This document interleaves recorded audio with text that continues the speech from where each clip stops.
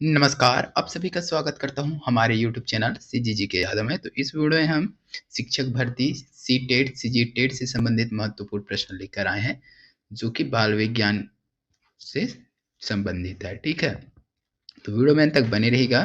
तो बिना देरी किए चलते हैं आज के पहले प्रश्न की ओर। पहला प्रश्न क्या दिया है देखेंगे। शिक्षण का विकासात्मक परिप्रेक्ष्य शिक्षकों से यह मांग करता है कि वे, तो क्या बोल रहा है प्रश्न, शिक्षण का जो विकासात्मक परिप्रेक्ष्य से शिक्षकों से यह मांग करता है, तो शिक्षकों से क्या उम्मीद रखता है या क्या चीज चाहिए शिक्षकों से, वो पूछा गया है। तो इस प्रकार का अधिगम उपलब्ध कराएं जिसका परिणाम केवल संज्ञानात्मक क्षेत्र के विकास में हो। और बी में दिया है कठोर अनुशासन बनाए रखने वाले बने, क्योंकि बच्चे अक्सर प्रयोग करते हैं। विकासात्मक कारकों के ज्ञान के अनुसार अनुदेशन युक्तियों का अनुकूलन करें। और डी में दिया है विभिन्न विकासात्मक अवस्था वाले बच्चों के साथ समान रूप से व्यवहार करें। तो क्या होगा, शिक्षक का क्या चीज होना चाहिए वो पूछा गया है। तो इस प्रश्न का जो सही आंसर हो जाएगा ऑप्शन सी हो जाएगा। ठीक है ना, विकासात्मक कारकों के ज्ञान के अनुसार अनुदेशन युक्तियों का अनुकूलन करें। इसका जो सी ऑप्शन है वो सही हो जाएगा, याद रखिएगा। तो शिक्षकों से ये चीज उम्मीद रहता है। ठीक है, शिक्षकों में ये चीज करना चाहिए, शिक्षकों को ये बोला गया है प्रश्न। चलिए अगला प्रश्न देख लेंगे। निम्नलिखित में से कौन प्रारंभिक बाल्यावस्था अवधि के दौरान उन भूमिकाओं एवं व्यवहारों के बारे में जानकारी प्रदान करते हैं जो एक समूह में स्वीकार्य है। भाई बहन एवं अध्यापक, साथी एवं माता पिता, अध्यापक एवं साथी, माता पिता एवं भाई बहन। प्रश्न को एक बार अच्छे से पढ़ लीजिए। निम्नलिखित में से कौन सा प्रारंभिक बाल्य अवस्था अवधि के दौरान, ठीक है, जो प्रारंभिक बाल्यावस्था की अवधि होते उस दौरान भूमिकाओं और व्यवहारों के बारे में जानकारी प्रदान करते हैं जो एक समूह में स्वीकार्य है। तो किसके द्वारा भूमिका, उसका क्या भूमिका होनी चाहिए, कैसा व्यवहार होना चाहिए, ये प्रदान किया जाता है जो सामूहिक रूप से स्वीकार्य है, जो सभी में स्वीकार्य होता है। तो इस प्रश्न का सही आंसर क्या हो जाएगा, ऑप्शन डी हो जाएगा। ठीक है, याद रखिएगा, माता पिता एवं भाई बहन। तो प्रारंभिक बाल्य अवस्था की बात कर रहे हैं तो माता पिता भाई बहन जो उसको व्यवहार देते हैं, उसकी भूमिका बताते हैं, वो क्या है, सामूहिक रूप से स्वीकार होता है। तो ये चीज याद रखिएगा, माता पिता एवं भाई बहन। ठीक है, अगला प्रश्न क्या दिया है देखेंगे। निम्नलिखित में से कौन सा आयु समूह परवर्ती बाल्यावस्था श्रेणी के अंतर्गत आता है। ठीक है, तो परवर्ती बाल्यावस्था की श्रेणी के अंतर्गत आता है 11 से 18 वर्ष, 18 से 24, जन्म से 6, 6 से 11।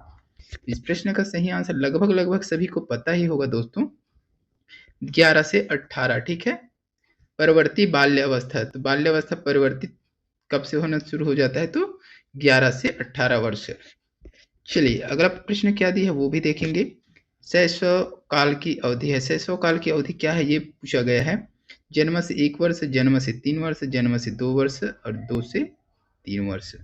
इस प्रश्न का सही आंसर जाएगा ऑप्शन सी के साथ जाएगा, जन्म से 2 वर्ष तक शैशव अवस्था की अवधि है। अगला प्रश्न देखेंगे, विकास से की ओर बढ़ता है, विकास किससे और बढ़ता है पूछा गया है। तो यहाँ खाली स्थान है ना, विकास खाली स्थान, विकास खाली स्थान से खाली स्थान की ओर बढ़ता है, ये ऐसा है प्रश्न, थोड़ा सा यहाँ मिस्टेक हो गया है, इसको थोड़ा सा ध्यान में रखिएगा।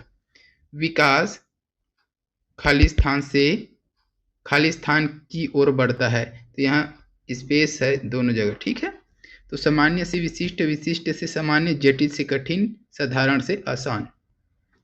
इस प्रश्न का सही आंसर हो जाएगा ऑप्शन ये हो जाएगा, सामान्य से विशिष्ट। ठीक है, तो विकास जो होता है सामान्य से विशिष्ट की ओर बढ़ता है।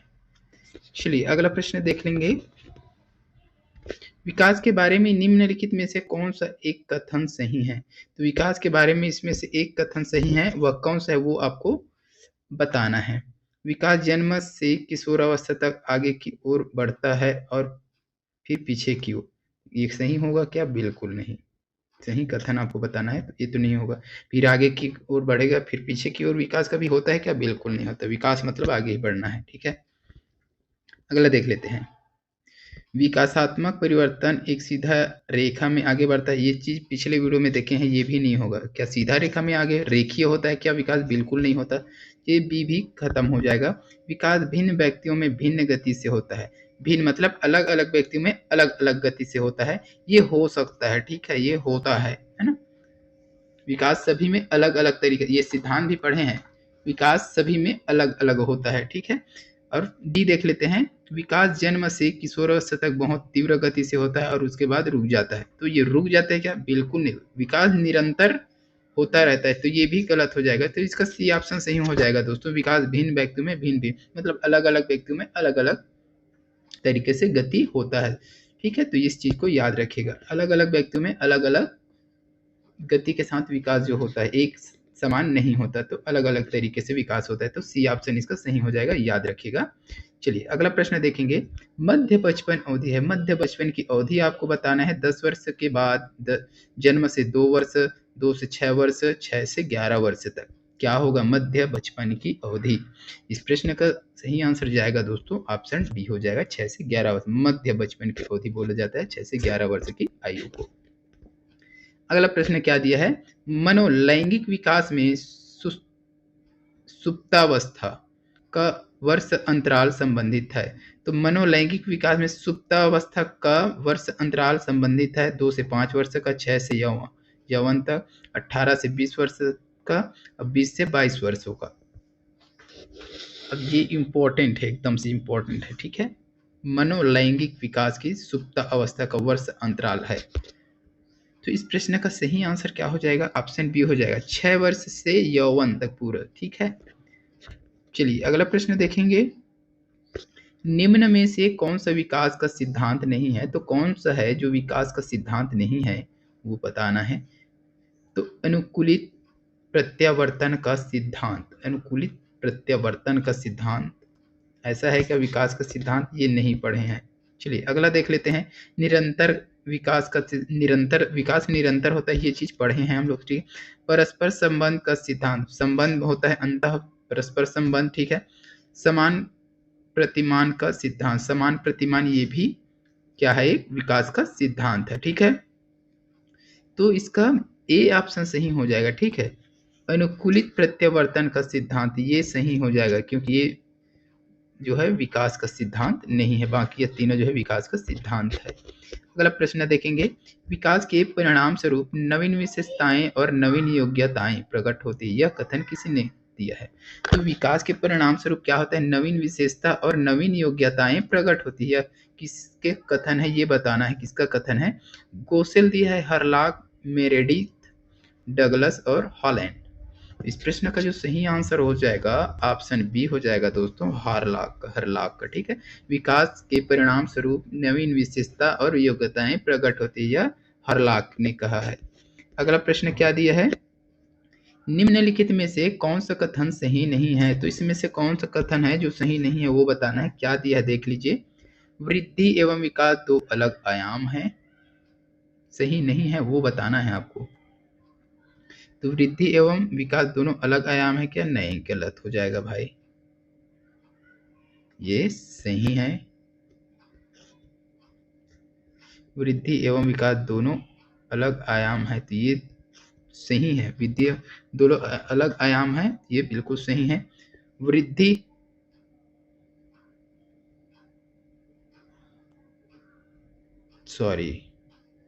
वृद्धि एवं विकास दोनों अलग आयाम है क्या? बिल्कुल नहीं, ये सही नहीं है भाई। वृद्धि जीवन पर्यंत चलती है, ये सही है। वृद्धि क्या जीवन पर्यंत चलती रहती है? वृद्धि विकास की प्रक्रिया का हर एक भाग है, बिल्कुल है। विकास सतत प्रक्रिया है, तो विकास सतत क्या है? एक प्रक्रिया है, ये चलता रहता है निरंतर, ठीक है। तो ये तीनों जो है क्या है? सही है। और इसमें क्या पूछा गया है? सही नहीं है। तो वृद्धि एवं विकास दो अलग आयाम है, बिल्कुल नहीं, वृद्धि और विकास एक ही आयाम है। तो इसका ए ऑप्शन सही हो जाएगा, ठीक है, याद रखिएगा ए ऑप्शन सही हो जाएगा।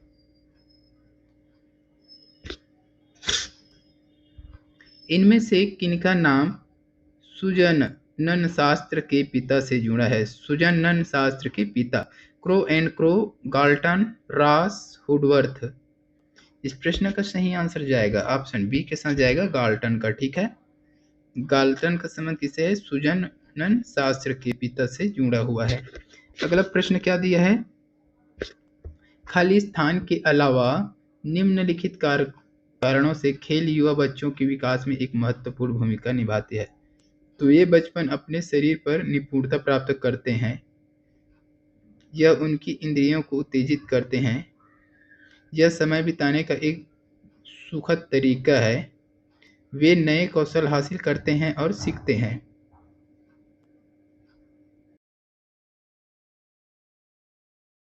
तो इस प्रश्न का सही आंसर क्या हो जाएगा, ऑप्शन सी हो जाएगा। ठीक है, यह समय बिताने का एक सुखद तरीका है। ठीक है, इस चीज को याद रखिएगा, ऑप्शन सी सही हो जाएगा इस प्रश्न का। अगला प्रश्न देखेंगे, शरीर के केंद्रीय भाग से परिधियों या अंगांगों की ओर विकास दर्शाता है।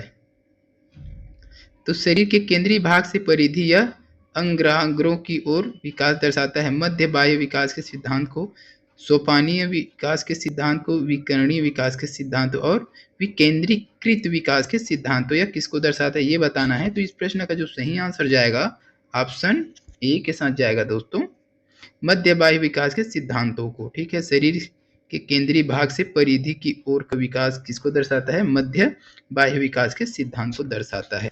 अगला प्रश्न क्या है देख लीजिए, निम्न में से कौन सी बात की बाल्यावस्था के बौद्धिक विकास की विशेषता नहीं है। तो बात के बाल्यावस्था की बौद्धिक विकास की विशेषता कौन सी नहीं है ये पूछा गया है। तो विज्ञान की काल्पनिक कथाओं में अधिक रुचि, बढ़ती हुई तार्किक शक्ति, भविष्य की योजना की सूझबूझ, काल्पनिक भयों का अंत। इस प्रश्न का सही आंसर हो जाएगा ऑप्शन सी हो जाएगा, भविष्य की योजना की सूझबूझ। ये बाद की बाल्यावस्था के बौद्धिक विकास की विशेषता नहीं है पूछा गया है, तो भविष्य की योजना की सूझबूझ। बाकी ये तीनों क्या है, विशेषता है उसका, ये विशेषता नहीं है।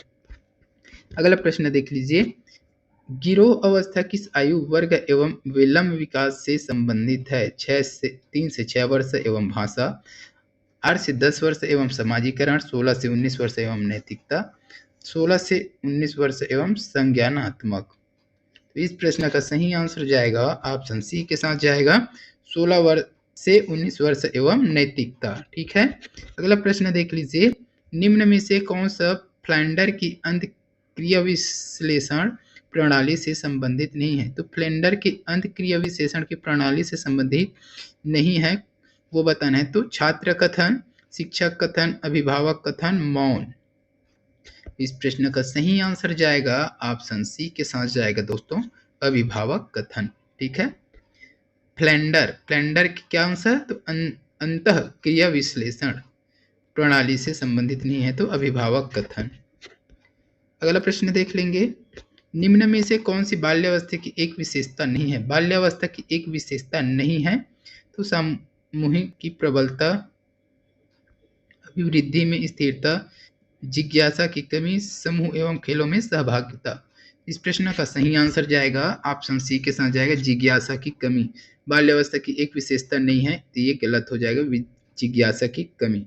ये क्या है, बाल्य अवस्था की एक विशेषता है जिज्ञासा की कमी। अगला प्रश्न देखेंगे, निम्न में से कौन सा वृद्धि और विकास का प्रथम चरण है। प्रथम चरण बताना है, शारीरिक विकास, नैतिक विकास, सामाजिक विकास, मानसिक विकास। इंपॉर्टेंट है, इस प्रकार के प्रश्न अक्सर एग्जाम में देखने को मिलता है, कंफ्यूज करता है थोड़ा सा ना, थोड़ा सा समझना पड़ता है इस प्रकार के प्रश्न को। सभी क्या दिया है, शारीरिक विकास। क्या बोला गया है प्रश्न, कौन सा वृद्धि और विकास का प्रथम चरण पूछा है। प्रथम चरण, वृद्धि और विकास का प्रथम चरण शारीरिक विकास। शरीर का विकास भी होता है भाई, वृद्धि भी होता है, ये सोचेगा आदमी। नैतिक विकास, सामाजिक विकास, मानसिक विकास।